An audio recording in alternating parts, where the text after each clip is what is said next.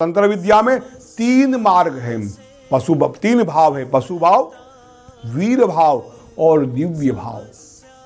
हमें दिव्य भाव की ओर जाना है, हमें परमात्मा की ओर जाना है। त्वाविमौ पुरुषौ लोके क्षरश्चाक्षर एव चो। 2 प्रकार दुनिया में लोग हैं। भगवान गीता में कहते हैं 2 प्रकार के लोग हैं, क्षर और अक्षर। हम लोग सब सर में आते हैं। अक्षर जो है वो परमात्मा का भक्त है, परमात्मा को जानता है, वो ज्ञानी है, जो दिव्य भाव की ओर जाता है। हमें ये सब करना है दिव्य भाव की ओर जाने के लिए। हमें कुछ पाना है तो अपने मालिक को पाना है। नदी का लक्ष्य है समुद्र तक पहुंचना, चाहे वो हिमालय से निकले, चाहे वो अमरकंटक से निकले, चाहे वो कहीं से भी निकले, उसका लक्ष्य एक ही है, समुद्र तक पहुंचना। हम भी हमारे स्वामी की ओर पहुंचने के लिए, हमारी शक्तियों को जानने के लिए, हमको जानने के लिए हमें उधर की ओर जाना है, उधर पहुंचना है। कहाँ पहुंचना है? परमात्मा की ओर, अपनी आत्मा की ओर। हमें अपने आप की पहचान चाहिए। ये सब जो लंबा लेक्चर दे रहा हूँ ना, प्रवचन कर रहा हूँ आपको, इसलिए कह रहा हूँ आपको कि आपको अपनी पहचान देनी है, स्व की पहचान। मुझे याद है कबीर साहब को कोई एक संत मिलने आए। कबीर साहब को संत ने पूछा, मालिक जानता है? मालिक जानता है? कबीर जी ने कहा हाँ। बोले और कोई जाने या न जाने कोई फर्क नहीं पड़ता। दूसरा प्रश्न किया, मालिक को आप जानते हो? बोले हाँ जानता हूं। और किसी को जानो या ना जानो कोई फर्क नहीं पड़ता। तो ये मणि चक्र, पूरक चक्र, आधार चक्र, अनाहत चक्र, जो जिसकी बातें करेंगे, उन सबका लक्ष्य एक है, अपनी आप की पहचान, अपनी शक्तियों को जानना, अपने दिव्य भाव को पहचानना, अपने अंदर रहे देवताओं की शक्तियों को जानना। देवता लोग बाहर कुछ नहीं है, मूर्तियां, प्रतिमा जो है एक माध्यम है, लक्ष्य नहीं है। लक्ष्य तो हमारे अंदर प्रकट करना है, अपने अंदर बैठे हुए परमात्मा को जानना है। भगवत गीता में बार बार भगवान ने कहा, मैं कहाँ हूँ? ममैवांसो जीवलोके जीवभूत सनातन। इससे बड़ा प्रमाण क्या हो सकता है? ममैवांसो जीवलोके जीवभूत सनातनो। मेरा जो अंश है वो जीव रूप में लोगों में रहा है, भूतों के अंदर रहा है। एक जगह भगवान कहते हैं, अहम वैश्वानरो भूत्वा प्राणिनाम देहमाश्रिता। वैश्वानर अग्नि बन के हर जीव के अंदर में बैठा हूं। एक जगह कहते हैं, ईश्वर सर्वभूतानां यंत्रारूढ़ेन मायया। ईश्वर सर्वभूतानां ऋतदेशेर्जुन तिष्ठति। बार बार भगवान ने कहा कि मैं मनुष्य के अंदर विराजमान हूं, मुझे कहां ढूंढे रे बंदे। हमारे अंदर जो परमात्मा विराजमान है, हमारे अंदर जो शक्तियां हैं, उसी को जानना है। और वो जान लिया तो और कुछ जानने की जरूर नहीं, और कुछ पहचानने की जरूर नहीं है। ये चक्र भेदन जो है, ये जो अपने आप की जान योगिक क्रिया जो है, वो फिजिकली एक्सरसाइज नहीं है। वो तो कॉमन बातें हैं, एक पहलवान भी कर सकता है। लेकिन पहलवान का काम क्या होता है? वो किसी का बॉडीगार्ड बनेगा या किसी की पालकी ऊंच के जा। हमें वो काम नहीं करना है। हमें तो शरीर का माध्यम लेकर, शरीर का सहारा लेकर, शरीर सीढ़ियां हैं, शरीर को संभालना है, शरीर को तैयार करना है। क्योंकि तपश्चर्या करने जाएंगे तो बॉडी मजबूत चाहिए। और ईश्वर का मार्ग कमजोर लोगों का नहीं है, ईश्वर का मार्ग वीर लोगों का है। रणभूमि वीरों की होती है, नपुंसकों की नहीं, भागने वालों की नहीं। ईश्वर को पाना है, अपने आप को जानना है, तो ये सब बातें आपको करनी पड़ेगी। अपने आप को जानने के लिए अपने शरीर में जो एनर्जी है, जो शक्तियां हैं, अपने अंदर जो देवता लोग विराजमान हैं, उनको जानना पड़ेगा, उनके रूप को पहचानना पड़ेगा। मणिपूरक में विराजमान भगवान नारायण शांताकारम, बिल्कुल शांत है। नाभि में आप हाथ डालोगे ना, बिल्कुल शांत, आकाश का आवाज आएगा, आकाश का शून्य झूम आवाज आएगा। वहाँ भगवान नारायण विराजमान है। मैंने बताया वैसे नारायण को हमें स्वलोक उसका बिंदु स्वरूप है, और वहाँ ओम नमो भगवते वासुदेवाय, ओम नमो भगवते वासुदेवाय। इस मंत्र का जाप करते करते भगवान नारायण को जगाना है, और जहाँ वो जाग गए, जहाँ ये चक्र खुल गया, वहाँ दुनिया के अंदर जो कुछ भी हो रहा है, अमेरिका में जो हो रहा है, वो दूरबीन या फ़ोन की ज़रूरत नहीं पड़ेगी, आप कहीं भी बैठ के सुन सकते हो। किसी भी पक्षी की बात भी आप समझ सकते हो। एनिमल जो बोलता है, पशु पक्षी जो बोलते हैं, उनकी भाषा को आप जान सकते हो। भगवान विष्णु का एक नाम है विश्वम विष्णु वसटकारो। विष्णु मतलब सर्वव्यापी है, दुनिया में हर जगह हर कोने में वो व्याप्त है। वो आपके अंदर बैठे हुए हैं। पहले आज से 10, 50, 15, 20 साल पहले कोई बोलता है कि चिप के अंदर टेलीफोन है, कोई बात मानता नहीं मानता। आज हम कहीं भी किसी भी जगह पर बात कर सकते हैं, देख सकते हैं। अब तो 3G आ रहा है, हम टेलीफोन में आप सामने आदमी को देख पाएंगे कि कौन आदमी बोल रहा है। यही बातें ये हमारे योग शास्त्रियों ने पहले ही कह दी थी कि हमें इसमें इंस्ट्रूमेंट की जरूरत नहीं पड़ती है, हमारा शरीर ही माध्यम है। न फ़ोन लाना पड़ता है, न मोबाइल लाना पड़ता है। उसके अंदर अपने शरीर की ओर ध्यान देने से अंदर की शक्तियों को, जो मोबाइल एक निर्जीव चीज़ है, वो अगर ऐसा कर सकता है, इतनी शक्ति ला सकता है, तो हमारे शरीर क्यों नहीं ला सकता? ये तो मिरेकल है, सब कुछ इसके अंदर है। लेकिन हमारे शरीर में कितनी हड्डियां हैं, कितना खून है, ये भी हम नहीं जानते। हमारे शरीर की प्रोसीजर जो है, देखो आप कितना चमत्कारी शरीर है। एक गिलास अनाज उठाया, मुंह में रखा, उसके बाद की क्रिया कौन करता है? कचरा अलग निकालना, चर्बी अलग निकालना, काम की चीज लाना, लोही खून को शुद्ध करना, अशुद्ध को लेके आना, ये सब जो गड़बड़ शरीर में होती रहती है 24 घंटा, वो कौन करता है? ऑटोमेटिक होती है, सिस्टम है पूरा। आप सभी सोच सकते हो अनाज कौन पचाता है? भगवान ने तो कह दिया, अहम वैश्वानरो भूत्वा प्राणी नाम देहमाश्रिता प्राणापान समायुक्ताम पचामन्नम चतुर्विधम। चारों प्रकार के अन्न मैं उसके अंदर, पेट के अंदर वैश्वानर अग्नि के रूप में रहता हूं और सब पचाने का काम करता हूं। मतलब ईश्वर हमारे अंदर हर रूप में विराजमान है, और उसी ईश्वर को जगा के हमें ईश्वर रूप बनना है, दिव्य भाव में जाना है, परमात्मा के रूप में मिलना है, परमात्मा जैसी शक्तियों को प्राप्त करना है। और ये हमारे सामने से चमत्कार हो चुके हैं। कई लोग ऐसे हो चुके हैं जिन्हें ये चमत्कार करके दिखाया है। एक छोटा सा गांव में बैठने वाला महात्मा क्या चमत्कार करता है। गांव से बाहर निकला नहीं है, लाखों करोड़ों लोग वहां जाते हैं, लाखों करोड़ों लोग उसे दक्षिणा देते हैं, भेंट देते हैं। कि क्या है? एक आदमी की, एक व्यक्ति की खुद की पहचान। आप अपने आप को जानो, यही हमारा संदेश है, यही हमारा कार्य है। और ये अगर 100 आदमी बैठे हैं ना, 100 में से 2 भी सीख जाएंगे ना, हमें बड़ा संतोष होगा। 2 भी जान जाएंगे कि ईश्वर क्या है, हम क्या है। और मैं तो लोगों को ये कहता हूँ, ईश्वर को मत पहचानो, बहुत दूर की बात नहीं पहचान पाओगे।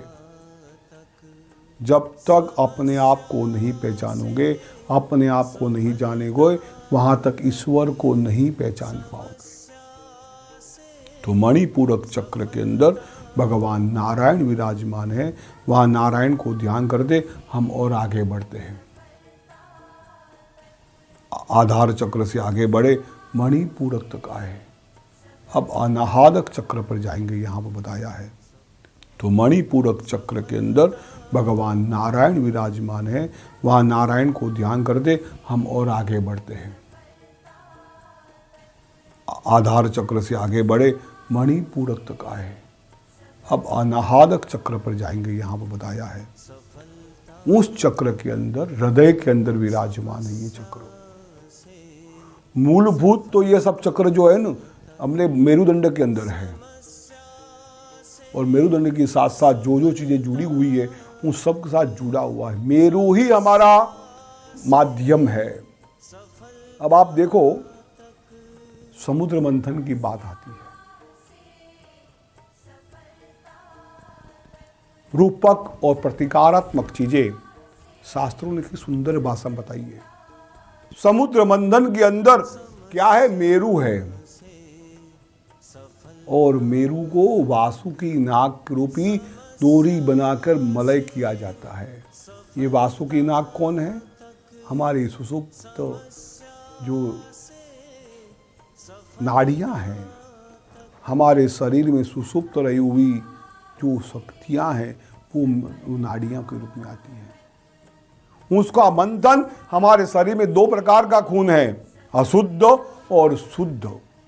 हमारे शरीर में दो प्रकार की चीजें हैं, आसुरी तत्व और दैवी तत्व। इस समुद्र मंथन को दो लोग करते हैं, देव और असुर। इस मंथन जब करते हैं ना, तो 14 प्रकार के रत्नों की प्राप्ति होती है। हमें हमारे शरीर का मंथन करना है, देव और असुर को मिलाकर कुंडलिनी को जागृत करना है। शक्ति अकेले कुंडली नहीं, शरीर का हर अंग में रहे हुए एक शक्तिमान देवताओं को जागृत करके हमें देवता की ओर जाना है। हमारी समस्याओं को दूर करना है, हमें सफलता की ओर जाना है, चाहे भौतिकवाद की हो, चाहे वो अध्यात्मवाद की हो। वो शक्तियां कब मिलेगी? जब हमारे अंदर मंथन होगा। दूध के अंदर भगवान श्री कृष्ण ने मक्खन की चोरी की, हम माखन चोर कहते हैं उसको। अब देखो, सोचो ध्यान से, प्रभु ने और कुछ नहीं चुराया, रुपया नहीं, पैसा नहीं, कोई चीज नहीं चुराई, एक चीज चुराई, और वो चुरा मक्खन। मक्खन कहाँ होता है? दूध के अंदर, दिखता नहीं वो। और दूध को मंथन करो, दूध को बलोना पड़ता है, मंथन करना पड़ता है। खूब मंथन करोगे ना, तब तत्व निकलता है। भगवान ने मक्खन नहीं चोरा, तत्व को चोरा है। भगवान कहते तत्व को पकड़ो, दूध को मत पकड़ो। तत्व हमारे अंदर है, हमें मंथन करना पड़ेगा। हम मणिपूरक से आज जाते हैं, अनाहत चक्र की ओर जाते हैं। हृदय के पास विराजमान है।